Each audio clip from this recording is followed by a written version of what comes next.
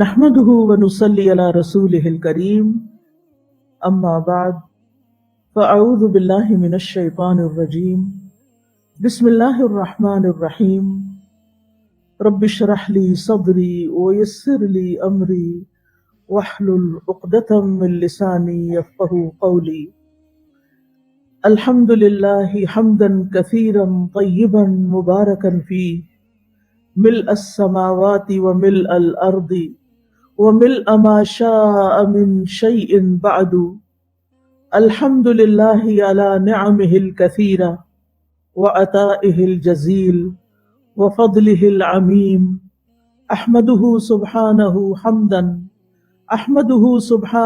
حمدا يليق بعظمته ويوافي جوده وكرمه لا إله إلا الله وحده لا شريك له المتفرد بالعطاء والکرم۔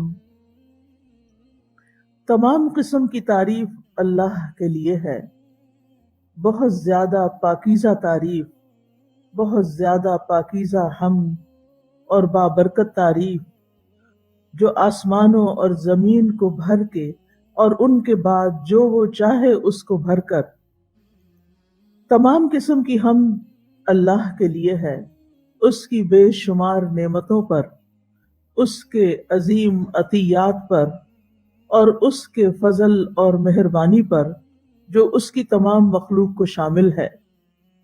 میں اللہ سبحانہ و تعالیٰ کی ایسی حمد بیان کرتی ہوں جو اس کی عظمت کے لائق ہے، جو اس کی سخاوت اور فضل و کرم کے اوپر پورا اترنے والی ہے۔ اللہ کے سوا کوئی معبود برحق نہیں، وہ اکیلا ہے، اس کا کوئی شریک نہیں، وہ عطا کرنے والا ہے اور کرم نوازی کرنے میں اکیلا ہے۔ ہم اللہ کے فضل و کرم سے، اللہ ہی کی دی ہوئی توفیق سے اس پروگرام کا آغاز کر رہے ہیں جس کا نام ہے قصص القرآن، قرآن مجید کے قصے۔ قرآن مجید اللہ کی کتاب ہے، انسانوں کی ہدایت کے لیے آئی ہے۔ ذالک الکتاب لا ریب فیہ ھدی للمتقین، ھدی للناس، یہ انسانوں کو اندھیروں سے روشنی کی طرف لے جانے والی کتاب ہے، یہ حکمت سے بھری ہوئی کتاب ہے جو سراسر نصیحت ہے، تمام جہان والوں کے لیے نصیحت۔ وما هو الا ذکر للعالمین، چونکہ یہ تمام جہان والوں کے لیے ایک نصیحت ہے، اس لیے اس کی نصیحت کا ایک خاص اسلوب ہے، یعنی یہ کتاب ہدایت اور نصیحت کے لیے آئی ہے، لہذا مخصوص طریقے سے انسانوں کی رہنمائی کرتی ہے جو کسی اور کتاب کا انداز نہیں۔ کبھی اس میں وعد اور وعید کے ذریعے، یعنی جنت اور جہنم کے بیان کے ذریعے نصیحت کی جاتی ہے، کبھی جنت کی بات سنا کر ترغیب دی جاتی ہے، کبھی انسان کی عقل اور ضمیر کو جگایا جاتا ہے، کبھی اس میں ایسی آیات لائی جاتی ہیں جو ایک معجزے کی حیثیت رکھتی ہیں جس سے قرآن کا معجزہ ہونا ثابت ہوتا ہے، اور کبھی یہ مختلف قصے بیان کر کے انسان کے لیے واعظ و نصیحت کا باعث بنتی ہے۔ اور قصہ گوئی ہمیشہ سے انسانی فطرت کے قریب ترین ایک ایسا ذریعہ ہے تعلیم حاصل کرنے کا جو انسان کی نفسیات پر سب سے زیادہ اثر انداز ہوتا ہے اور بہت گہرائی کے ساتھ انسان کے اندر اترتا ہے۔ یعنی قصہ اور کہانی ہر ایک کو پسند ہے، کوئی بچہ ہو، جوان ہو، بوڑھا ہو، ہر ایک اس میں دلچسپی لیتا ہے۔ قصہ چاہے جھوٹا بھی ہو پھر بھی لوگ اس کو ایسے سنتے ہیں جیسے یہ سب سے بڑی سچائی ہے، اور اگر قصہ سچا ہو اور قصہ اللہ سبحانہ تعالیٰ کی طرف سے بیان کردہ ہو تو پھر اس کے تو کیا ہی کہنے کہ اس سے کیا کچھ نہیں سیکھا جا سکتا۔ جہاں تک قصے کا لفظ ہے اور ہمارا یہ جو عنوان ہے قصص القرآن، تو قصص کا لفظ جو ہے یہ قصے سے نکلا ہے، قصہ. اسے قاف کی فتح کے ساتھ بھی پڑھا جا سکتا ہے اور کسرہ کے ساتھ بھی، دونوں طرح پڑھا جاتا ہے، قصص بھی اور قصص بھی، اور دونوں ہی درست ہیں. ہو سکتا ہے کہیں آپ قصص پڑھیں اور آپ سوچیں کہ شاید ہم نے غلط پڑھ لیا قصص. نہیں، قصص بھی درست ہے اور قصص بھی درست ہے. اور یہ قص یقص قصن سے ہے، وقصصن، قصص اس کا مصدر بھی ہے. اس کا لغوی معنی ہے نشان قدم پر چلنا، یعنی جہاں کوئی قدم رکھے اور آگے بڑھ جائے تو پیچھے والا اس کے قدم پر قدم رکھے، اس کے آثار قدم کو فالو کرے. اسی طرح کسی کام کی تلاش میں جانا، کسی کام کے پیچھے لگ جانا. اللہ تعالیٰ کا فرمان ہے وَقَالَتْ لِأُخْتِهِ قُصِّيهِ، اور اس نے موسیٰ کی بہن سے کہا، یعنی موسیٰ علیہ السلام کی والدہ نے ان کی بہن موسیٰ علیہ السلام کی بہن سے کہا کہ اس بچے کے پیچھے پیچھے چلتی جاؤ، یعنی جدھر اس کی ایک باسکٹ جاتی ہے جس میں موسیٰ علیہ السلام کو ڈالا گیا تھا، تم بھی پیچھے پیچھے جاؤ، یعنی اس کے آثار کو فالو کرو. اور اس وقت تک جب تک تم یہ نہ دیکھ لو کہ اس کو کون اٹھاتا ہے اور کون پکڑتا ہے، یہ کس کے پاس گیا ہے. اسی سے لفظ قصہ بمانے داستان بھی ہے، کیونکہ قصے میں بھی انسان قصہ سنانے والے کے فٹ سٹیپس کو فالو کر رہا ہوتا ہے، اس کی ہر بات پر بہت غور سے، یوں لگتا ہے کہ جیسے قصہ سنانے والا اس کی انگلی پکڑ کے جا رہا ہے اور وہ اس کے پیچھے پیچھے چلتا جا رہا ہے، اور اس میں سے کوئی بھی سیگمنٹ وہ مس نہیں کرنا چاہتا، یہاں تک کہ کہانی اپنے اختتام کو پہنچ جاتی. تو کسی چیز کو نقل کرنا، یعنی اس کا بیان کرنا، اس کو قصہ کیوں کہتے ہیں؟ کیونکہ جو شخص قصہ بیان کرتا ہے یا کسی واقعے کو بیان کرتا ہے، وہ اس کو تھوڑا تھوڑا کر کے بیان کرتا ہے اور اس واقعے کو فالو کر رہا ہوتا ہے، ایک بات کے بعد دوسری بات کی پیروی کر رہا ہوتا ہے. قصص کے کئی معنی قرآن مجید میں آئے ہیں، مثلا بیان کرنا، خبر دینا. وہاں یہ کہانی کے معنوں میں نہیں ہے بلکہ محض نریٹ کرنے یا ریلیٹ کرنے کے لیے، یعنی کسی چیز کو بیان کرنے کے لیے. جیسے تلک القریٰ نقص علیک من انبائها، یہ بستیاں ہیں جن کی کچھ اہم خبریں ہم آپ کو بیان کر رہے ہیں. پھر اسی طرح تذکرہ کرنے کے معنوں میں کسی چیز کو مینشن کرنا یا مختصر طور پر بیان کرنا، تفصیل میں جائے بغیر کسی چیز کی خبر دینا. جیسے یعقوب علیہ السلام نے حضرت یوسف سے کہا تھا قال یا بنی لا تقصص رؤیاک علی اخوتک، اے میرے پیارے بیٹے تم اپنا یہ خواب اپنے بھائیوں پہ مت بیان کرنا، یعنی انہیں اس کا تذکرہ نہ کرنا، اس کا ذکر نہ کرنا کہ میں نے خواب دیکھا ہے، یعنی ذکر ہی نہ کرنا، یہ مراد ہے. اسی طرح پختہ اور پرزور انداز میں کچھ کہنا، کسی چیز کو ڈکلیئر کرنا یا کسی چیز کو بیان کرنا. اللہ تعالیٰ فرماتے ہیں ان الحکم الا للہ یقص الحق وہو خیر الفاصلین، حکم تو صرف اللہ ہی کا ہے، وہ حق کو بیان کرتا ہے اور وہ فیصلہ کرنے والوں میں سب سے بہتر ہے. یعنی اللہ سبحانہ وتعالیٰ بندوں کو سب سے بہتر بات بیان کرتا ہے. اور اللہ سبحانہ وتعالیٰ جب کسی بات کو بیان کرتا ہے تو کیسے کرتا ہے؟ کیسے بیان کرتا ہے؟ ڈھیلے ڈھالے انداز میں، پرزور انداز میں، محکم طریقے سے، پختہ طریقے سے، اچھے سے.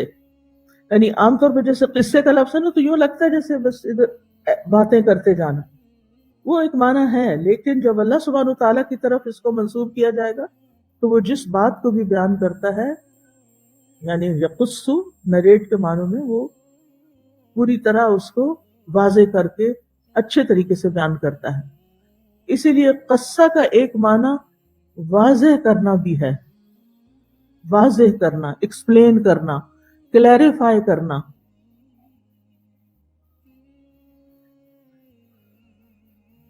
سورۃ النمل میں آتا ہے ان هذا القرآن يقص على بني اسرائیل اکثر الذی هم فیہ یختلفون، بے شک یہ قرآن بنو اسرائیل پر اکثر ان کی وہ باتیں بیان کرتا ہے جن میں وہ اختلاف کرتے ہیں، یعنی ان کو کلیریفائی کرتا ہے، جس میں ان کا اختلاف ہے قرآن نے آ کے اس کو ختم کر دیا حق بیان کر کے۔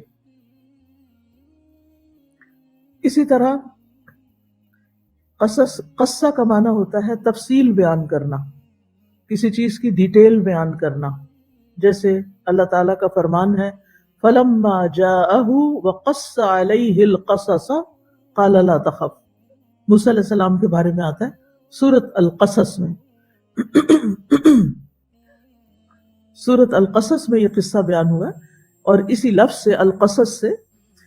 تو جب موسیٰ اس نیک شخص کے پاس آئے جن کو شعیب علیہ السلام کا نام دیا جاتا ہے اور ان پر سارا قصہ بیان کیا، تو اس نے کہا ڈرو نہیں، یعنی پچھلی ساری تفصیل بیان کی، کیونکہ وہ ان کے لیے ایک اجنبی انسان تھے، تو یہاں کس چیز کی ضرورت تھی؟ محض تذکرہ نہیں کیا جا سکتا تھا، محض خبر نہیں دی جا سکتی تھی، بلکہ کیا کرنا مقصود تھا؟ تفصیل بیان کرنا، وضاحت کرنا، اچھی طرح ڈیٹیل سے بتانا کہ میں کون ہوں، کہاں سے آیا ہوں، کس طرح آیا ہوں، کیسے یہاں تک پہنچا ہوں۔ اسی طرح سابقہ حادثات اور واقعات کو بیان کرنا، داستان سنانا، یہ بھی قصہ گوئی کہلاتا ہے، یعنی کسی چیز کی تاریخ بتانا، کہانی بتانا، واقعات بتانا، ایک خبر کے بعد دوسری خبر بیان کرنا، ایسے واقعے کی خبر دینا جس کے کئی ایپیسوڈ ہوں، کئی مراحل ہوں، جو ایک دوسرے کے بعد واقع ہوں۔ تو اللہ تعالیٰ کا فرمان ہے نحن نقص علیک احسن القصص بما اوحینا الیک ھذا القرآن وان کنت من قبلہ لمن الغافلین، ہم آپ پر بہترین قصہ بیان کرتے ہیں اس لیے کہ ہم نے آپ کی طرف یہ قرآن وحی کیا ہے، اور بے شک اس سے پہلے آپ البتہ بے خبر لوگوں میں سے تھے۔ تو یہاں احسن القصص ویسے کس کو کہا گیا؟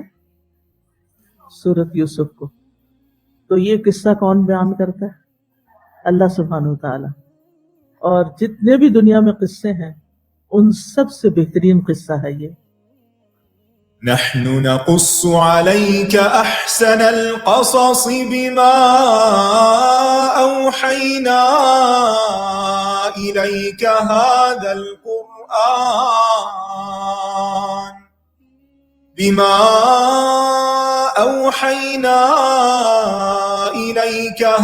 القرآن وإن كنت من قبله لمن الغافلين۔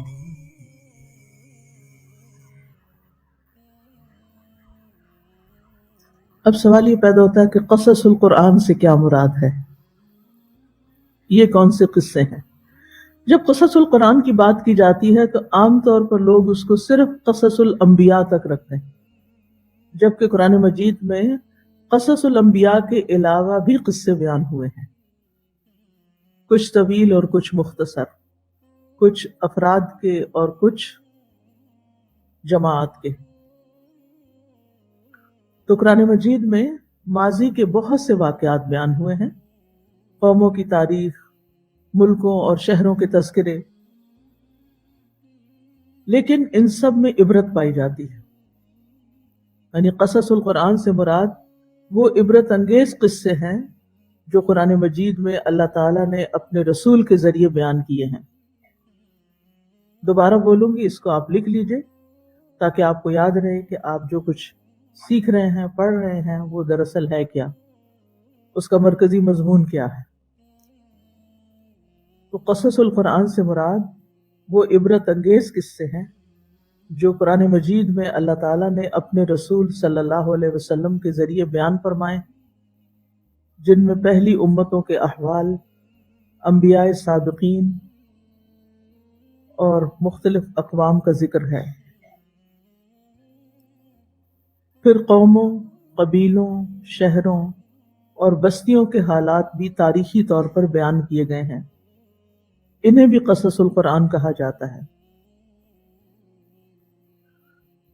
تو ہر قوم کے آثار اور حالات اور واقعات کو اللہ تعالیٰ نے ایک بولتی ہوئی تصویر کی شکل میں نقل کیا ہے۔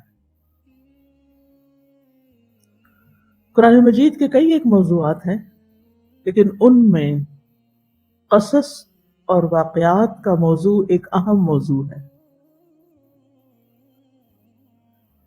ماضی کے جو واقعات ہیں ان میں زیادہ تر اللہ تعالیٰ نے انبیاء علیہ السلام کے واقعات بیان کیے، اور یہی زیادہ تر بیان ہوئے ہیں، یعنی باقی واقعات بھی ہیں مگر وہ ان کی تعداد کم ہے۔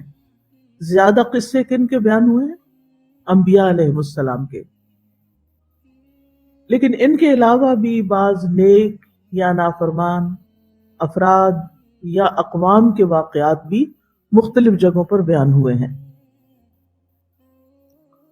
تو مجموعی طور پر قصص القرآن میں یا قصص القرآن کی 3 اقسام ہیں، یعنی جتنے بھی قصے بیان ہوئے ہیں ان کو ہم 3 گروپس میں ڈیوائیڈ کر سکتے ہیں۔ نمبر 1، انبیاء اور رسل کے قصے، جو حوادث اور واقعات ان کو مومنوں کے ہمراہ اور کافروں کے ہمراہ پیش آئے، یعنی ایک قسم جو ہے وہ انبیاء اور رسولوں کے بارے میں ہے، اور جو واقعات ان کو پیش آئے چاہے وہ اہل ایمان کی طرف سے تھے یا پھر کفار کی طرف سے، ان کا انکار کرنے والوں کی طرف سے۔ تو قرآن کریم میں کل 27 انبیاء علیہ السلام کا ذکر آیا ہے اور ان کے واقعات بیان ہوئے۔ سورۃ النساء میں آتا ہے وَرُسُلًا قَدْ قَصَصْنَاهُمْ عَلَيْكَ مِنْ قَبْلُ وَرُسُلًا لَمْ نَقْصُصْهُمْ عَلَيْكَ وَكَلَّمَ اللَّهُ مُوسَىٰ تَكْلِيمًا۔ اور اس سے پہلے ہم نے کئی رسولوں کے قصے آپ پر بیان کیے ہیں، اور کئی رسول ہیں جن کے قصے ہم نے آپ پر بیان نہیں کیے۔ تو اس سے کیا پتہ چلتا ہے کہ بعض انبیاء کا صرف نام آتا ہے، ان کا کوئی واقعہ یا قصہ یا ان کی کوئی تفصیل قرآن میں نہیں آتی، اور بعض کی بہت تفصیل آتی ہے، یعنی دونوں طرح کے نام ہیں، دونوں طرح کے لوگ ہیں۔ اور اللہ نے موسیٰ علیہ السلام سے کلام کیا جیسے کلام کیا جاتا ہے۔ پھر اسی طرح سورۃ غافر میں اللہ تعالیٰ فرماتے ہیں وَلَقَدْ أَرْسَلْنَا رُسُلًا مِّن قَبْلِكَ مِنْهُمْ مَنْ قَصَصْنَا عَلَيْكَ وَمِنْهُمْ مَنْ لَمْ نَقْصُصْ عَلَيْكَ وَمَا كَانَ لِرَسُولٍ أَنْ يَأْتِيَ بِآيَةٍ إِلَّا بِإِذْنِ اللَّهِ فَإِذَا جَاءَ أَمْرُ اللَّهِ قُضِيَ بِالْحَقِّ وَخَسِرَ هُنَالِكَ الْمُبْطِلُونَ۔ اور یقیناً آپ سے پہلے بھی ہم نے کئی رسول بھیجے جن میں سے بعض کا حال ہم نے آپ پر بیان کیا ہے، یعنی قصہ بیان کیا ہے، اور بعض کا حال ہم نے آپ پر بیان ہی نہیں کیا، یعنی آپ سے پہلے جو رسول گزرے ہیں ان میں سے کچھ کی تفصیل آپ کو بتائی ہے اور کچھ کے بارے میں ہم نے آپ کو کیا کیا؟ کچھ بھی نہیں بتایا۔ ٹھیک ہے، اس کی بھی کوئی حکمت ہوگی۔ اور کسی رسول کے لیے یہ قدرت نہیں کہ وہ اللہ کے اذن کے بغیر کوئی نشانی لے آئے، پھر جب اللہ کا حکم آ جائے گا تو حق کے ساتھ فیصلہ کر دیا جائے گا، اور اس جگہ اہل باطل خسارے میں پڑ جائیں گے۔ یہ سورۃ غافر کی آیت نمبر 78 ہے۔ تو یہ تھی پہلی قسم قصوں کی، کیا؟ انبیاء اور رسل کے قصے، شابش۔ نمبر 2، انبیاء کے علاوہ دیگر لوگوں کے قصے۔ تو قصے کی ایک قسم یہ ہے کہ ان میں افراد اور گروہوں کے واقعات بیان کیے گئے ہیں جن میں کچھ سبق ہے، جیسے مریم علیہ السلام کا قصہ، لقمان علیہ السلام کا قصہ، اس شخص کا قصہ جو ایک بستی سے گزرا جو اپنی چھتوں پر گری پڑی تھی، ذوالقرنین کا قصہ، اصحاب کہف کا قصہ، قارون کا قصہ، ہاتھی والوں کا قصہ۔ معلوم ہے ہاتھی والوں کا قصہ کتنی دفعہ آیا قرآن میں؟ ایک دفعہ، ٹھیک ہے، اس کا مطلب ہے کہ معلوم۔ یعنی یہ سوال اس لیے تھا تاکہ پتہ ہو کہ واقعی آپ کو معلوم۔ پھر اصحاب اخدود کا قصہ اور دیگر لوگوں کے قصے۔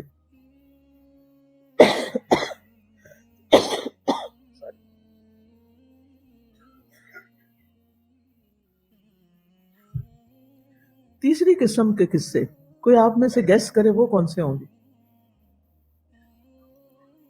ہاتھ کھڑا کر کے بتائیے، گیس کریں۔ انبیاء کے بھی ہو گئے، دیگر لوگوں کے بھی ہو گئے، اب قصے تو ختم ہو گئے، اب جی صحابہ کے قصے۔ کون سا قصہ صحابی کا؟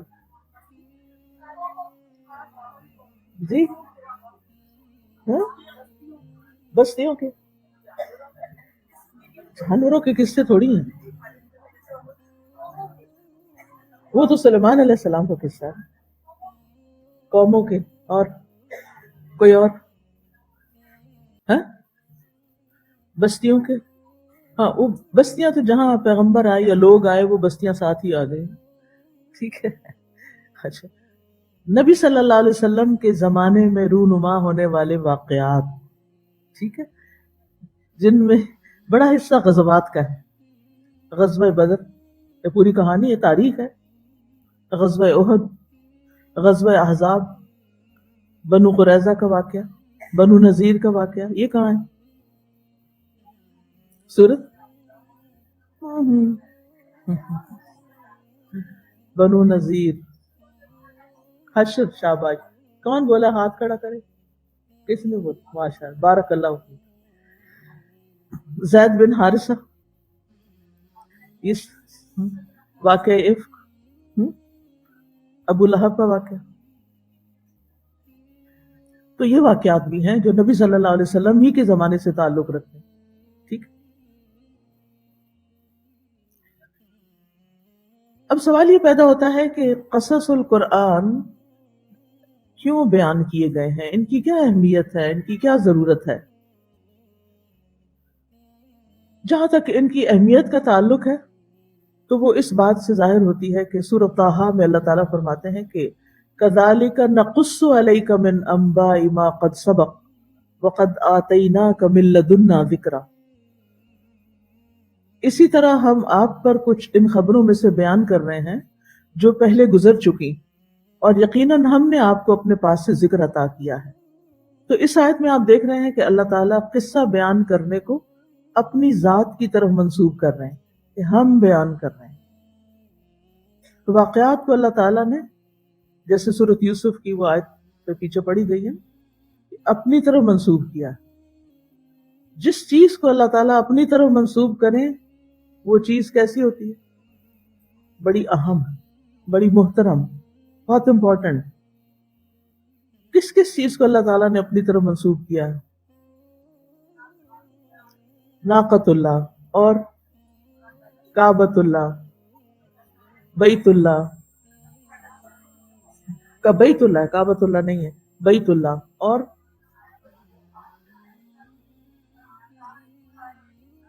مجھے تو سمجھ نہیں آ رہی، ہاتھ کھڑا کر کے۔ شاعر اللہ، یس، ویری امپورٹنٹ، شابش۔ اور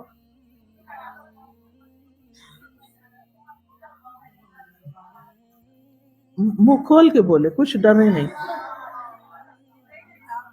کتاب اللہ، یس، کتاب اللہ، شاباش۔ اور رسول اللہ، ویری گڈ۔ صبغت اللہ، گڈ گڈ۔ اور حدود اللہ، یس۔ کلمت اللہ، یس۔ یہ کہاں آتا ہے؟ آیات اللہ، اولیاء اللہ، الا ان اولیاء اللہ لا خوف علیہم ولا هم یحزنون۔ یہ قرآن میں تدبر ہوتا ہے، قرآن میں غور و فکر کرنا۔ اب انشاءاللہ جب آپ پڑھیں گے نا، تلاوت کریں گے، تو جہاں اللہ کا لفظ آئے گا نا، وہ قرآن مجید ملتے ہیں نا جہاں اللہ کا لال لال لکھا ہوتا ہے، تو اگر آج آپ جا کے تھوڑا سا دیکھیں نا، کھول کے ور کے اللہ کے ساتھ کیا لفظ آیا ہے پیچھے، اگر اسم ہوگا تو وہ پھر نسبت ہو، مضاف مضاف الیہ بھی بن جاتا ہے، ٹھیک ہے۔ تو ان قصوں کو بھی، لیکن ضروری نہیں کہ صرف مضاف مضاف الیہ کے طور پر، یہاں اللہ تعالیٰ اس کو اپنا فعل قرار دیتے ہیں۔ اب دیکھیں، ایک اللہ تعالیٰ کے نام ہوتے ہیں، ایک اللہ تعالیٰ کی صفات ہوتی ہیں، اور ایک اللہ سبحانہ وتعالیٰ کے افعال ہوتے ہیں۔ ایک دن میں نماز پڑھ رہی تھی تو میں سورۃ الفیل شروع کی، مجھے اتنا مزہ آیا پڑھ کے، کبھی میں نے غور نہیں کیا تھا اس میں الم تر کیف فعل، جو فعل کا لفظ میں نے پڑھا نا تو مجھے افعال اللہ کا آ گیا یاد کہ اللہ کے افعال بھی ہوتے ہیں، اللہ تعالیٰ کیا کیا کرتا ہے۔ جس سے محبت ہو تو اس کے بارے میں جاننے کا شوق ہوتا ہے نا کہ اللہ تعالیٰ کیا کیا کرتا ہے۔ اگر ہم اللہ سے محبت کرتے ہیں تو ہمیں پتہ ہونا چاہیے، اور جب ہمیں یہ پتہ چلتا ہے تو ہمیں اللہ تعالیٰ پہ اور پیار آتا ہے کہ وہ کیا کیا کرتا ہے اور کیسے کیسے کرتا ہے۔ تو اب اس میں الم ترا غور نہیں کیا کبھی تم نے؟ کیف الم ترا کیف فعل ربک باصحاب الفیل الم یجعل کیدہم فی تضلیل، اور وارسل، ہر آیت فعل سے شروع ہو رہی، وارسل علیہم طیرا ابابیل ترمیہم بحجارۃ من سجیل فجعلہم کعصف مأکول۔ آپ دیکھیں کہ کتنے افعال ہیں چھوٹی سی صورت میں، اور یہ سارے اللہ سبحانہ وتعالیٰ کی قدرت ظاہر کر رہے ہیں، اللہ کی قدرت بیان کر رہے ہیں۔ تو ایک ہیبت بھی آتی کہ اللہ تعالیٰ تو کچھ بھی کر سکتا ہے، اور اس کے مقابلے میں کوئی اور ایسا نہیں کہ جو یہ سب کر سکے۔ تو اس طرح قرآن پڑھتے ہوئے نا کبھی افعال کو تلاش کیا کریں، سارے فعل نہیں، اللہ سبحانہ وتعالیٰ کے افعال، کبھی اسماء کے اوپر غور کیا کریں، کبھی صفات کو دیکھا کریں، ٹھیک ہے؟ تو اس سے اللہ تعالیٰ کی معرفت ہوتی ہے۔ اللہ سبحانہ وتعالیٰ کی پہچان، معرفت جس طرح قرآن مجید سے ہوتی ہے وہ کسی اور چیز سے نہیں ہوتی، بس شرط یہ ہے کہ ہم اس پہ غور و فکر کریں۔ اور جتنا جتنا انسان کا اللہ سبحانہ وتعالیٰ کا تعارف حاصل ہوتا جاتا ہے، اتنا ہی قرب بڑھتا جاتا ہے، اتنی محبت بڑھتی جاتی، پھر اس کے نتیجے میں تقویٰ بھی آتا ہے، پھر اس کے نتیجے میں توکل بھی آتا ہے، اس کے نتیجے میں انسان کے اندر سے خوف اور غم اور فکر اور پریشانیاں بھی اتنی تیزی سے نکل جاتی ہیں، کیونکہ اس کو پتہ ہوتا ہے کہ میرے ساتھ ایک وہ ہستی ہے جو اتنی پاورفل ہے جتنی اس کی مخلوق میں سے کوئی بھی نہیں ہے، اور میں اس پر ایمان رکھتی ہوں، میں اسی سے دعائیں کرتی ہوں۔ پھر دعا کے اندر بھی ایک یقین پیدا ہوتا ہے اور ایک لطف پیدا ہوتا ہے، پھر عبادت کی لذت حاصل ہوتی ہے، پھر خشوع بھی آتا ہے۔ یہ وہ چیز ہے نا جو ہم میں سے ہر شخص چاہتا ہے کہ اس کی زندگی میں ہو۔ ہم بعض اوقات اپنے آپ سے تنگ پڑتے ہیں، کہ پڑھتے بھی رہتے ہیں پھر بھی دل کی حالت نہیں بدلتی، تو اللہ کی پہچان سے دل کی حالت بدلتی ہے، اور اللہ کی پہچان خود اللہ تعالیٰ نے جیسی کرائی ہے نا ویسی کوئی کرا ہی نہیں سکتا، کسی کو پتہ ہی نہیں ہے اس طرح، اور اس کے بعد رسول اللہ صلی اللہ علیہ وسلم نے۔ تو یہاں قصص القرآن کو اللہ سبحانہ وتعالیٰ نے اپنی طرف منسوب کیا ہے، اور نبی صلی اللہ علیہ وسلم کو حکم دیا ہے کہ وہ کیا کرے، اس کا قصہ بیان کرے۔ پہلے ہم ذرا پچھلی والی بات کو دیکھتے ہیں، ذرا وہ آیت پڑھے سورۃ یوسف کی، سورۃ یوسف کی آیت نمبر 3۔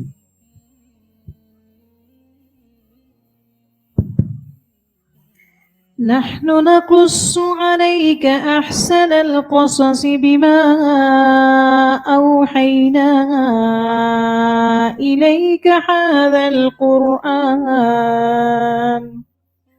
وإن كنت من قبله لمن الغافلين۔ جزاک اللہ خیر۔ یہاں اللہ سبحانہ وتعالیٰ کس سے بات شروع کر رہے ہیں؟ نحن، اللہ سبحانہ وتعالیٰ، یا ہم یا وی جو نا رائلٹی کی شاہانہ انداز ہے، ہم نحن نقص، ہم قصہ بیان کر رہے ہیں، علیہ کا آپ پر، کس پر؟ محمد صلی اللہ علیہ وسلم پر۔ کون سا قصہ؟ احسن القصص، احسن القصص، کیوں؟ بما اوحینا الیک ھذا القرآن، اس لیے کہ ہم نے آپ کی طرف یہ قرآن وحی کیا ہے۔ تو وحی الہی کا ایک حصہ ہے، کیا؟ قصہ، قصے کا بیان، اور اس سے پہلے آپ اس سے لا علم تھے، بے خبر تھے، آپ کو یہ قصہ معلوم نہیں تھا۔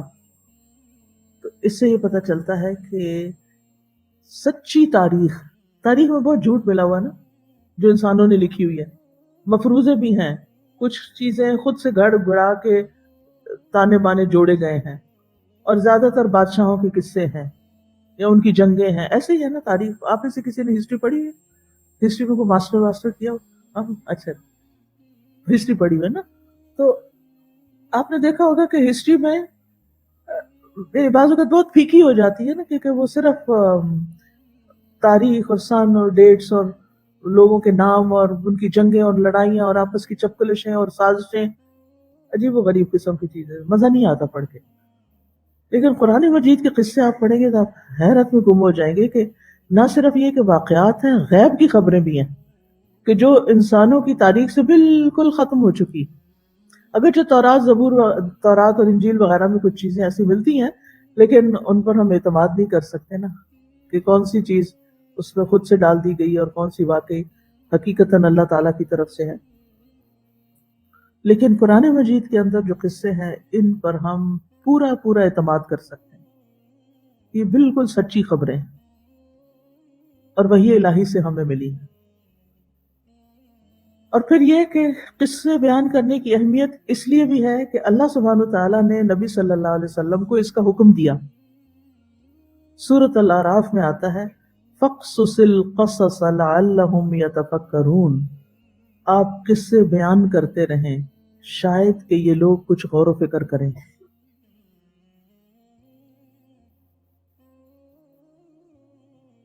فَقْصُصِ الْقَصَصَ لَعَلَّهُمْ يَتَفَكَّرُونَ. تو قصے کس لیے بیان کریں؟ کیا مقصد ہے؟ غور و فکر. اللہ نے انسان کو عقل دی ہے اور اس عقل کی بنیاد پر انسان کی فضیلت ہے باقی مخلوق پر.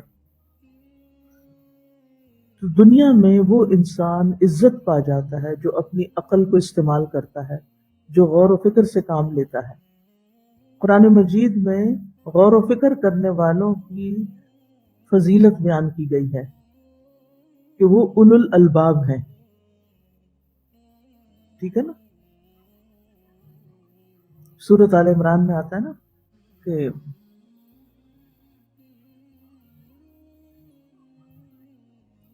آخری آیات کہاں سے شروع ہوتی ہیں؟ ان فی خلق السماوات والارض واختلاف اللیل والنہار لأولی الالباب. کون ہے اولی الالباب؟ الذین یتفکرون فی خلق السماوات والارض. آپ پڑھ دیں آیت خوبصورت طریقے سے پڑھ دیں تاکہ قصہ ہی ختم ہو جائے.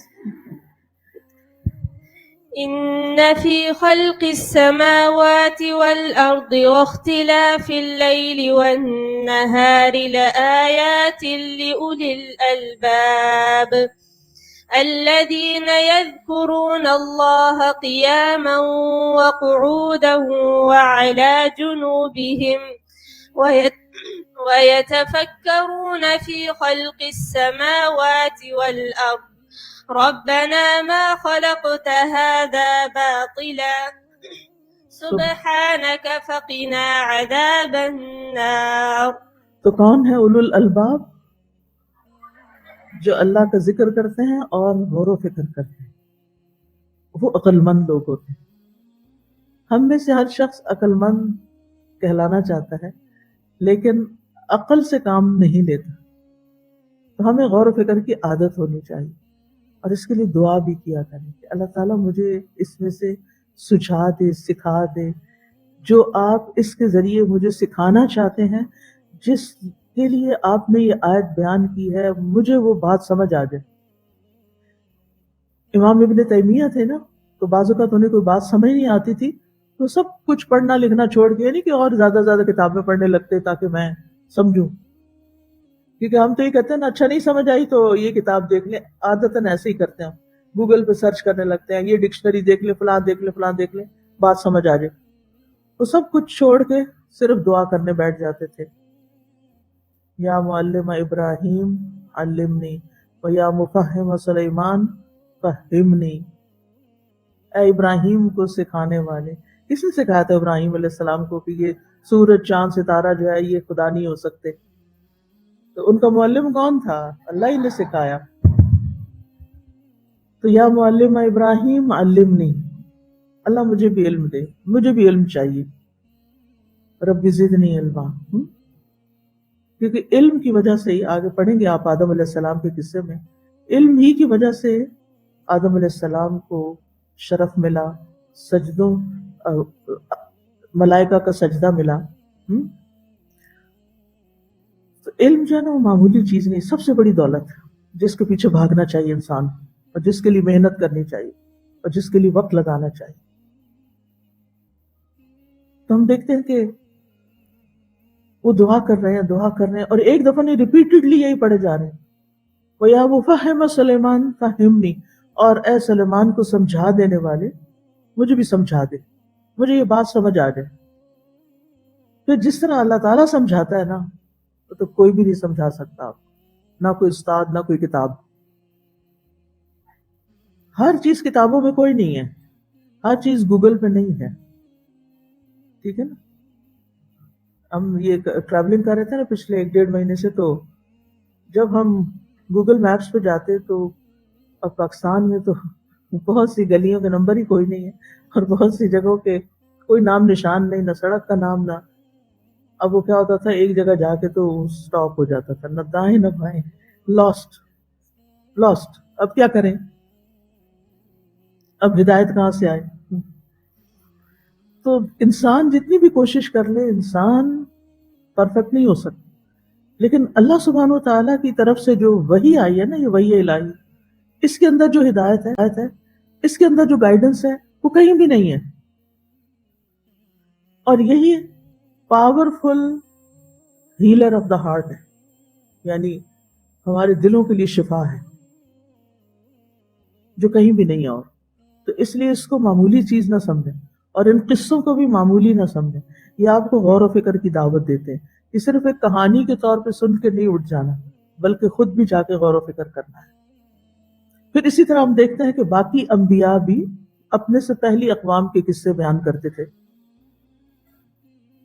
جیسے شعیب علیہ السلام نے اپنی قوم سے کہا وَيَا قَوْمِ لَا يَجْرِمَنَّكُمْ شِقَاقِي أَن يُصِيبَكُمْ مِثْلُ مَا أَصَابَ قَوْمَ نُوحٍ أَوْ قَوْمَ هُودٍ أَوْ قَوْمَ صَالِحٍ وَمَا قَوْمُ لُوطٍ مِّنكُمْ بِبَعِيدٍ. اور اے میری قوم، میری مخالفت تمہیں اس بات پر ہرگز آمادہ نہ کرے کہ تم اللہ کی نافرمانی پہ اتر آؤ، اور تمہیں بھی ان کی مانند عذاب پہنچے جیسا قوم نوح یا قوم ہود یا قوم صالح کو پہنچا، اور قوم لوط تو تم سے کچھ بھی دور نہیں. تو یہ شعیب علیہ السلام اپنی قوم کو پچھلے واقعات کے ریفرنس سے سمجھا رہے ہیں. تو قرآنی قصے سب سے بہترین قصے ہیں جن کے اندر ہدایت ہے، سبق ہے، نصیحت ہے، اور اللہ تعالیٰ نے ان کی خود یہ صفت بیان کی ہے کہ یہ بہترین قصے ہیں. دوسری بات یہ کہ ان کا اسلوب بہت مؤثر ہے، کیونکہ جس بات پر ہمیں یقین ہوتا نہیں یہ سچی بات ہے، وہ اثر دل پہ زیادہ کرتی ہے. اور پھر یہ کہ ان میں بہت سی حکمتیں ہیں اور عبرتیں ہیں اور نصیحتیں ہیں، اور بہت نفع ہے ان میں، فائدہ مند ہے. پھر آپ دیکھیں کہ غیر ضروری تفصیلات نہیں ہیں. انسانوں کے بیان کردہ قصوں سے ان کا انداز بالکل مختلف ہے. جہاں کوئی سبق ہو، یعنی بامقصد قصے، دوسرے لفظوں میں آپ کیا کہہ سکتے ہیں کہ محض انٹرٹینمنٹ نہیں ہے، بلکہ بامقصد قصے ہیں. جن جن باتوں سے انسان کو کچھ سیکھنا چاہیے، کچھ فائدہ حاصل ہوتا ہے، ان کا ذکر کیا گیا ہے قصوں میں. اور بعض اوقات ایک قصہ کئی جگہ بیان ہوا ہے، اور وہاں اس کانٹیکسٹ میں صرف اس حصے کو بیان کیا گیا جتنا وہ اس سے ریلیونٹ ہے، سارے کا سارا نہیں پھر دوبارہ دہرایا گیا. اور سب سے نمایاں خوبی کیا ہے کہ یہ سارے کے سارے بالکل برحق قصے ہیں. جیسے سورۃ آل عمران میں اللہ تعالیٰ فرماتے ہیں ان ھذا لہو القصص الحق وما من الہ الا اللہ وان اللہ لہو العزیز الحکیم. یقیناً یہ بالکل سچا قصہ ہے، اور اللہ کے سوا کوئی الہ برحق نہیں، اور بے شک یقیناً وہ بہت زبردست خوب حکمت والا ہے۔ تو گویا ان قصوں کو پڑھنے میں فائدے ہی فائدے ہیں، نفع ہی نفع ہے۔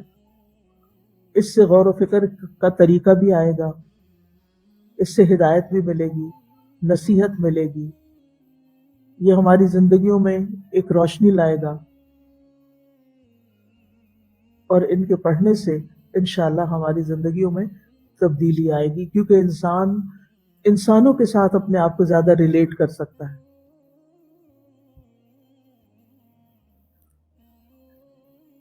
تو اس میں اللہ سبحانہ وتعالیٰ نے یہ قصے بیان بھی عبرت اور نصیحت کے لیے کیے ہیں، لہٰذا ہمیں ان سے کئی عبرتیں بھی ملیں گی۔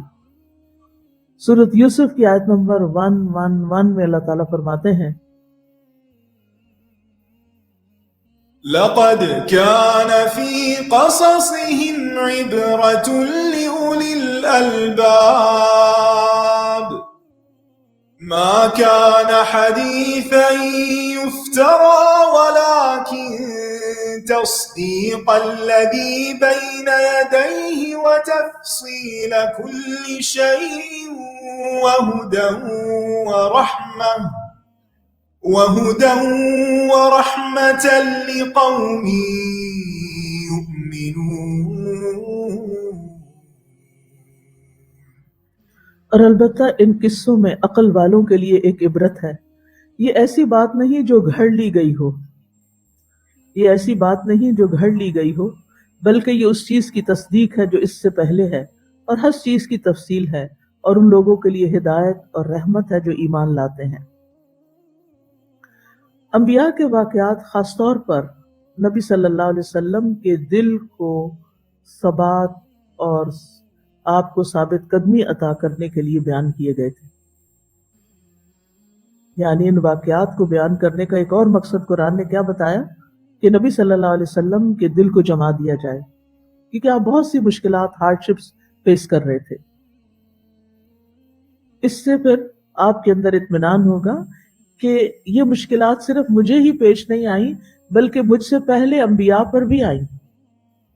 تو اس طرح جب آپ کے اندر اطمینان ہوگا تو دیگر مومن بھی مطمئن ہو جائیں گے، کیونکہ اگر لیڈر گھبرا جائے، لیڈر کے اندر بے چینی ہو، لیڈر پینک ہو جائے، پھر کیا ہوتا ہے؟ اگر گھر میں کبھی امی رونے لگ جائیں تو آپ کو کچھ ہوتا ہے؟ کیا ہوتا ہے؟ کیونکہ آپ ہر چیز میں امی کو جا کے، اپنے ہر غم جا کے امی کو بتاتے ہیں، اور اگر امی رو رہی ہوں تو پھر کدھر جائیں گے، پھر کیا کریں گے؟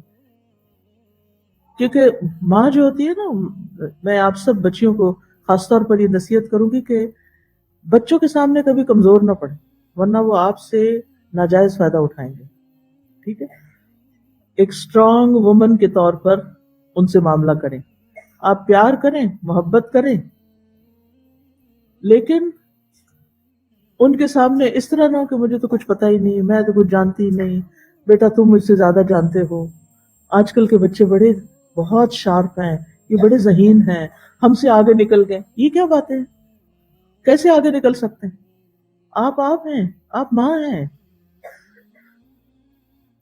جو کہ مائیں اس طرح کی باتیں کرتے ہیں نا، اچھا اب یہ باتیں بچوں پر کیسے اثر انداز ہوتی ہیں؟ کیونکہ شے مل جاتی کس بات کی؟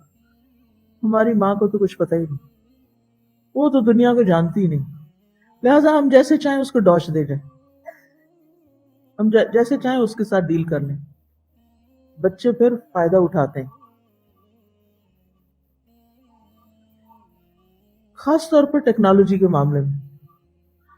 ہر چیز ہم بے بس ہو کے بچوں کو کہتے ہیں مجھے سمجھ ہی نہیں آ رہی، مجھے پتہ نہیں چلتا، یہ پتہ نہیں فون کو کیا ہو گیا، تو ایک دفعہ بند کر کے کھول لو سبھی ٹھیک ہو جائے گا، ایسی کیا بڑی بات ہے؟ چونکہ ہم خود پینک ہو جاتے ہیں نا، لہٰذا وہ ذرا سے ٹک ٹک کرتے ہیں اور وہ چل پڑتا ہے، اور وہ سمجھتے ہیں کہ ہم آگے بڑھ گئے۔ ٹھیک ہے، کبھی لاڈ پیار میں تھوڑی بہت ایسی بات ہو بھی جائے، لیکن آپ کو علم کے اعتبار سے، تقوی کے اعتبار سے، عبادات کے اعتبار سے، اخلاق کے اعتبار سے ہر لحاظ سے اپنے بچوں سے آگے ہونا چاہیے تاکہ آپ ان کے لیے ایک رول ماڈل ہوں. وہ آپ کو دیکھیں کہ ہماری امی نہیں تھکتی تو ہم کیوں تھک جاتے ہیں. امی اگر تہجد کے وقت اٹھ سکتی ہیں تو ہم کیوں نہیں اٹھ سکتے. ہم فجر بھی قضا کر دیں. تو امی کو بچوں کے سامنے رونا نہیں چاہیے، یہ ایک ویکنس ہوتی. ٹھیک ہے کبھی محبت میں پیار میں ایک آدھ آنسو ٹپک جائے تو ٹپک جائے، لیکن ایسے نہیں کہ آپ اپنی کمزوری ظاہر کریں. اور دوسری چیز یہ کہ کبھی باپ کی شکایتیں بچوں کے آگے مت لگائیں. اگر آپ کا اختلاف ہے اپنے شوہر کے ساتھ تو اس کو بیڈ روم کے اندر ہی حل کریں، وہ بچوں تک نہیں جانا چاہیے. کیونکہ ہر گھر کے اندر کوئی نہ کوئی، یعنی مرد ہے، عورت ہے، ویسے ہی اختلاف ہے. یعنی وہ دونوں ایک چیز ہے ہی نہیں، ان کی سوچ، ان کا وہ بایولوجیکلی بھی فرق ہے، ان کی شکل و صورت اور جسم بھی الگ الگ نظر آتا ہے. تو پھر یہ کیسے ہو سکتا ہے کہ وہ ہر بات ایک طرح سوچیں. وہ ایک مشورہ دیں گے، آپ کوئی اور دیں گی، پھر کرتے کرتے حکمت کے ساتھ ان کو اپنے ڈب پہ لے آئیں. یہ اللہ نے عورتوں کو طریقہ بتایا ہے، عقل مند عورتیں ایسے ہی کرتی. تو لیکن بچوں کو یہ نہ کریں تمہارے ابا تو یہ نہیں کرتے، تمہارے ابا یہ نہیں مانتے، تمہارے ابا نے یہ غلط کر دیا تھا. بھائی وہ ان کا باپ ہے، وہ اسے بھی اسٹرانگ دیکھنا چاہتے ہیں، وہ آپ کے مقابلے میں اس کو کمزور نہیں دیکھنا چاہتے. تو اس لیے اگر آپ کو اپنے ہسبینڈ کی کوئی بھی خامی پتہ ہے تو وہ اپنے تک رکھیں، ان تک نہ لے جائیں. اس سے آپ ان کی تربیت خراب کر دیں گے. ٹھیک ہے. تو بہرحال زندگی میں ثابت قدمی، اچھے کاموں کو جم کے کرنا. کیونکہ بعض اوقات ہم کہتے ہیں کہ ہمارے بچے کہیں ٹکتے نہیں، انہیں کوئی کام دیتے ہیں وہ کرتے نہیں، کیونکہ ہو سکتا ہے کہ وہ غلط عادت ہمارے اپنے اندر ہی ہو. وہ کبھی ایک سبجیکٹ رکھتے ہیں، کبھی دوسرا رکھتے ہیں، کبھی یہ کرتے ہیں، کبھی وہ کرتے ہیں.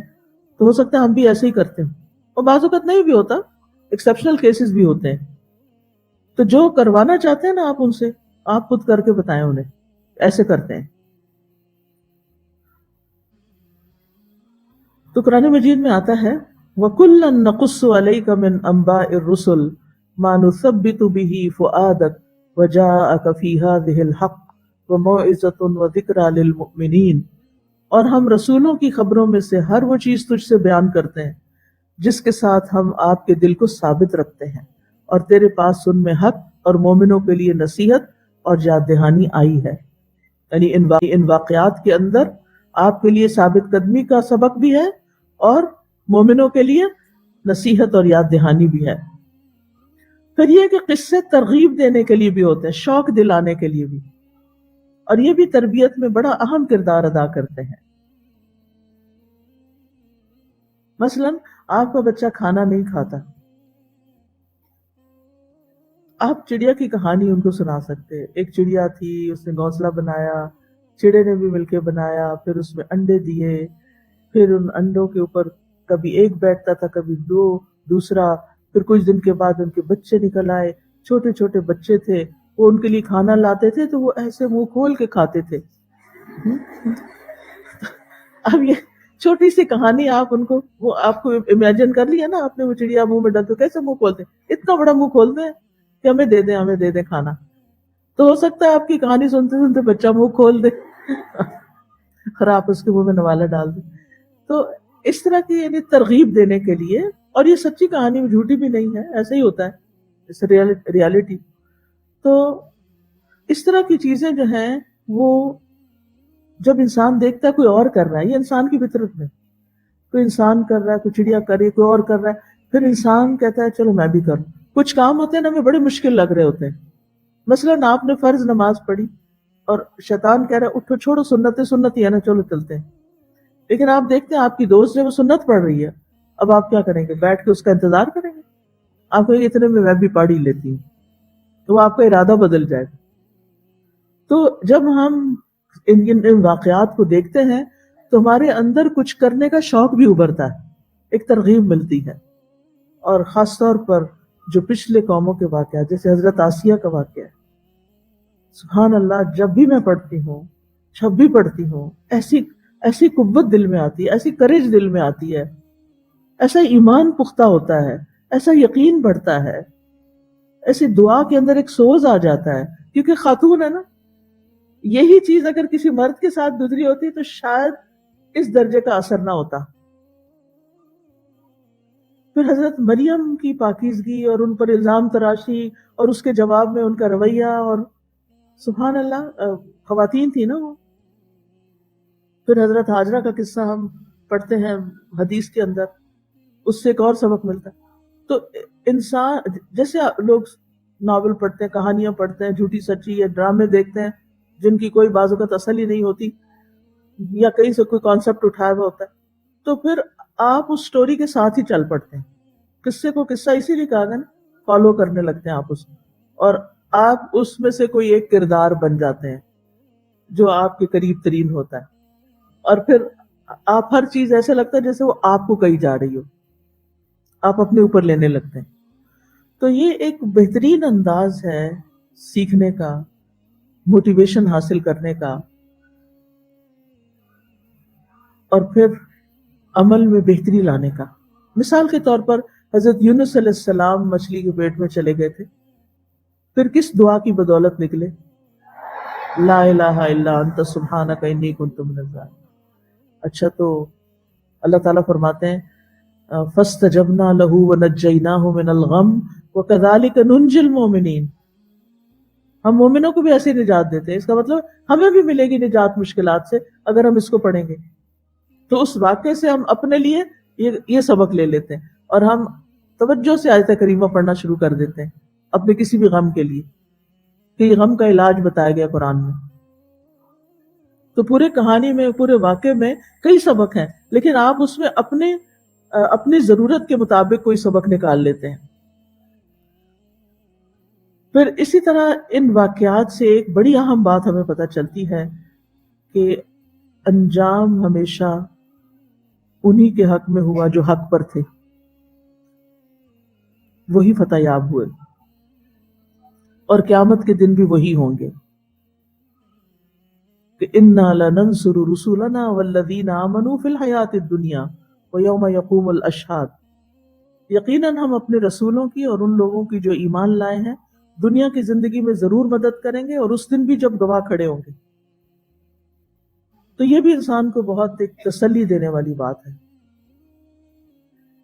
پھر آپ دیکھیں ان قصوں میں ایک خاص بات اور بھی ہے کہ مختلف انبیاء پہ اگرچہ مشکلات آئیں، لیکن اللہ تعالیٰ نے انہیں نعمتوں سے بھی نوازا، اور کچھ انبیاء کو خاص طور پر، جیسے سلیمان علیہ السلام، داؤد علیہ السلام، ایوب علیہ السلام، ابراہیم علیہ السلام، مریم علیہ السلام، عیسیٰ علیہ السلام، زکریا علیہ السلام، موسیٰ علیہ السلام. تو ان کو جو جو کامیابیاں ملی، یا نعمتیں ملی، یا جس طرح وہ اپنا کام کر گئے، تو اس سے انسان کے اندر ایک تقویت آتی ہے اور انسان کو اپنی نعمتیں یاد آنے لگتی ہیں. پھر اللہ تعالیٰ کے عدل کا بیان بھی پتہ چلتا ہے کہ کس طرح اللہ تعالیٰ نے انکار کرنے والوں، کفر کرنے والوں، انبیاء کو جھٹلانے والوں کو کیسی کیسی سخت سزا دی. یعنی ان واقعات کا خلاصہ اینڈ کیا ہوا. نوح علیہ السلام کے واقعے کے اختتام پر کیا ہوا؟ ہود علیہ السلام کے واقعے کے اختتام پر کیا ہوا؟ صالح علیہ السلام کے واقعے کے اختتام پر کیا ہوا؟ کس کو فتح ملی؟ کس کو کامیابی ہوئی؟ ایمان والوں کو. اور اس سے پتہ چلتا ہے کہ اللہ تعالیٰ بہت انصاف کرنے والا ہے، حق کا ساتھ دیتا ہے. پھر اسی طرح قرآن کی سچائی بھی پتہ چلتی ہے. نبی صلی اللہ علیہ وسلم کی نبوت کا اس بات ہے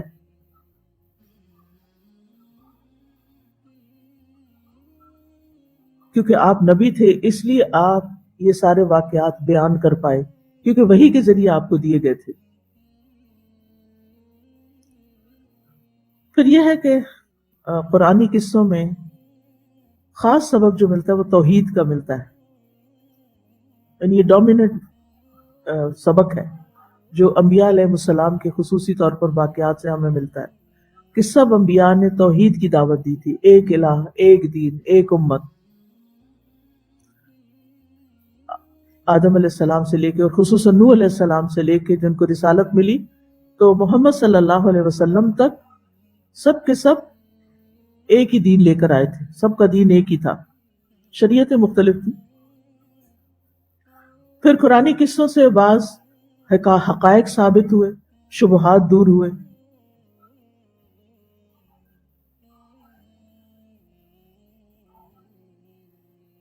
اور اللہ سبحانہ وتعالی کے فیصلوں کی حکمت نظر آتی ہے کہ کس طرح اس نے اپنا پیغام پہنچانے کے لیے انبیاء علیہ السلام کو انسانوں میں سے چنا. رسولوں میں سے بھی پیغامبر ہوتے ہیں، لیکن انسانوں کی ہدایت کے لیے فرشتوں میں سے بھی پیغامبر ہوتے ہیں، لیکن انسانوں کی ہدایت کے لیے اللہ تعالیٰ نے کس کو چنا؟ انسانوں کو چنا، انبیاء کو چنا. اللہ یصطفی من الملائکۃ رسلا ومن الناس ان اللہ سمیع بصیر. اور پھر ان کے چناؤ کے بارے میں آتا ہے، میں اس کا ترجمہ کر دوں.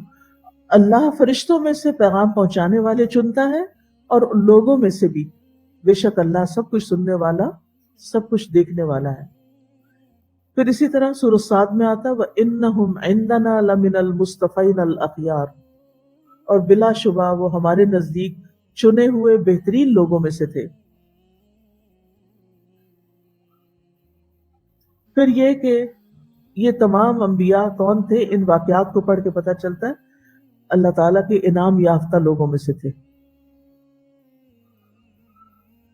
اللہ تعالیٰ نے ہر نماز میں ہمیں کہا نا کہ اہدنا الصراط المستقیم صراط الذین انعمت علیہم. تو ہم ہر نماز کی ہر رکعت میں یہ دعا مانگتے ہیں. ایسا ہی ہے نا کہ اللہ ہمیں انعام یافتہ لوگوں کے رستے پہ چلا. کون ہے وہ انعام یافتہ؟ من النبیین والصدیقین والشہداء والصالحین. تو اس لیے بھی خاص طور پر انبیاء کے واقعات کو پڑھنا چاہیے تاکہ ہمیں اپنی اس دعا کے مطابق عملی نمونے بھی نظر آئیں کہ ہم اپنی عملی زندگی میں ان کو اپنا سکیں. یعنی ان کو سوال کیا ہے کہ قصص القرآن کو پڑھنا کیوں ضروری ہے؟ جواب اس کا کیا ہے؟ تاکہ ہم قصص الانبیاء کو پڑھنا کیوں ضروری ہے؟ تاکہ ہم انبیاء کی زندگی میں اپنے لیے رہنمائی تلاش کریں، ان کے نقش قدم پر چلیں، ان کے طریقے اپنائیں. صراط الذین انعمت علیہم. اور کون ہے یہ انعمت علیہم؟ نبیین، صدیقین، شہداء اور صالحین. ٹھیک ہے.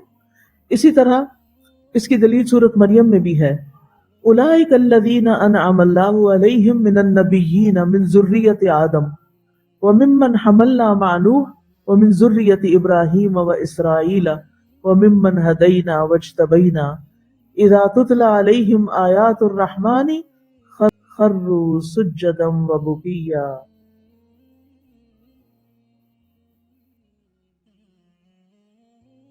یہی لوگ ہیں جن پر اللہ نے انعام کیا نبیوں میں سے، آدم کی اولاد میں سے، اور ان لوگوں میں سے جنہیں ہم نے نوح کے ساتھ سوار کیا، اور ابراہیم اور اسرائیل یعنی یعقوب علیہ السلام کی اولاد میں سے، اور ان لوگوں میں سے جنہیں ہم نے ہدایت دی اور ہم نے چن لیا. جب ان پر رحمان کی آیات پڑھی جاتی تھی وہ سجدہ کرتے اور روتے ہوئے گر جاتے تھے. کیا ہم بھی ایسا کبھی کرتے کہ جب رحمان کی آیات ہم پر پڑھی جائیں؟ اب آ رہی ہیں تراویح انشاءاللہ، دیکھتے ہیں کہ ہم میں سے کتنوں کے آنسو نکلتے ہیں اور کتنی توجہ سے ہم پڑھتے ہیں. انشاءاللہ جتنے پارے آپ پڑھ چکے ہیں اتنے تو آپ کو پڑھنے میں خوب لطف آئے گا انشاءاللہ. اب یہ چیز کہ قرآن سنتے ہوئے رویا جاتا ہے، یہ کہاں سے پتہ چلی؟ انبیاء علیہ السلام کے طریقے سے. پھر قرآن مجید میں ہمیں انبیاء کی اقتداء یا ان کی پیروی کا بھی حکم دیا گیا ہے. قرآن مجید میں آتا ہے اولئک الذین ھدی اللہ فبہداہ مقتدہ. یہی وہ لوگ ہیں جنہیں اللہ نے ہدایت دی، تو آپ یعنی نبی صلی اللہ علیہ وسلم ان کی ہدایت کی پیروی کریں۔ تو پھر ہمیں کیا حکم دیا گیا کہ ہم کس کی پیروی کریں؟ نبی صلی اللہ علیہ وسلم کی۔ آپ پچھلے انبیاء کی پیروی کر رہے ہیں اور ہم آپ کی پیروی کر رہے ہیں۔ اور خاص طور پر جو دین کے داعی ہیں، دین کا پیغام پہنچانے والے ہیں، ان کو تو انبیاء کے واقعات ضروری پڑھنے چاہیے تاکہ ان کے دل مضبوط ہوں، ان کو تبلیغ دین کا طریقہ آئے، وہ حکمت سیکھیں جو انبیاء علیہ السلام کے اندر تھی، تاکہ ان کے عزائم میں کسی قسم کی کمی نہ آئے اور ان کو اس رستے پر ثابت قدمی نصیب ہو۔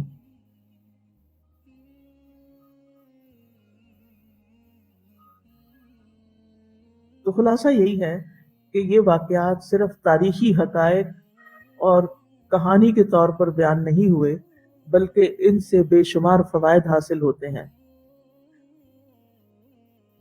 شیخ الاسلام ابن تیمیہ کہتے ہیں ان واقعات کو بیان کرنے میں مومنین کے لیے انبیاء سے متعلق ایک سبق ہے۔ کیا سبق ہے؟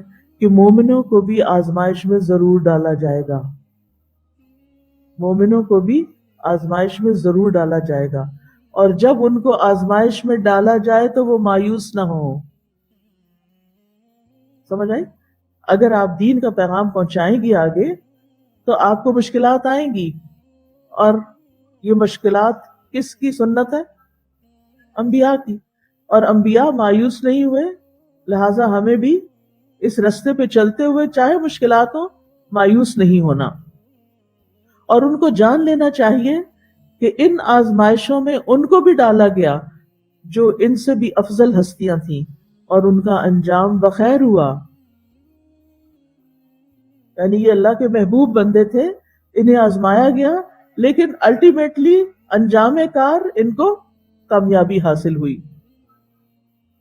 تو شک کرنے والوں کو یقین کرنا چاہیے، گناہگار کو توبہ کر لینی چاہیے، اور مومنوں کے ایمان کو مضبوط ہو جانا چاہیے۔ بس ایسا کرنے ہی میں انبیاء علیہ السلام کی درست پیروی ہے۔ اور انبیاء کو اس لیے بھی بھیجا گیا تاکہ لوگوں کے پاس کوئی حجت نہ رہے کہ ہمیں کسی نے کچھ سکھایا نہیں، بتایا نہیں۔ باقی قوموں کے پاس تو ان کے وقت کا نبی ہوتا تھا نا، وہ اسی سے بس سبق سیکھتے تھے، اور ہمارے پاس کیا ہے؟ قرآن مجید میں 27 انبیاء کا ذکر ہے، ان سب سے سیکھنے کی ضرورت ہے، اور مختلف نمونے ملتے ہیں ہمیں۔ ایک طرف شکر گزار مالدار بادشاہ اور نبی جیسے سلیمان علیہ السلام، دوسری طرف عادل حکمران کا نمونہ داؤد علیہ السلام اور ذوالقرنین کا واقعہ، پھر آزمائش پر اور تکلیف پر صبر کرنے والوں کا نمونہ ایوب علیہ السلام، پاک دامن نوجوان کا نمونہ یوسف علیہ السلام۔ یہ سارے ہمارے لیے کیا ہیں؟ بہترین رول ماڈل ہیں۔ یہ اسی قسم کی آزمائشیں ہوتی ہیں، کبھی دولت کی آزمائش ہوتی ہے، مل جاتا ہے تو آزمائش ہوتی ہے۔ تو جن لوگوں کو اتنا کچھ ملا ان کی زندگیاں کیسے تھیں؟ تو قرآن مجید میں کچھ واقعات ایسے ہیں جو صرف ایک ہی بار بیان ہوئے ہیں، یعنی طریقہ کار بتا دیتی ہوں اختتام پر۔ کچھ با تکرار آتے ہیں، جیسی ضرورت جیسی مصلحت کا تقاضا ہوتا ہے، کبھی تفصیل سے آتا ہے، کبھی اختصار سے، کبھی نرم انداز میں، کبھی سخت انداز میں، کبھی قصے کا ایک پہلو زیادہ لیا جاتا ہے، کبھی دوسرا پہلو۔ مثال کے طور پر ابراہیم علیہ السلام کا ذکر 20 جگہوں پہ آیا ہے، لیکن اور ہر مقام میں نئی عبرتیں اور سبق ہیں۔ موسیٰ علیہ السلام کا قصہ تو ہر سپارے میں ہی آیا ہے، اور اس میں بھی بہت سے سبق ہیں۔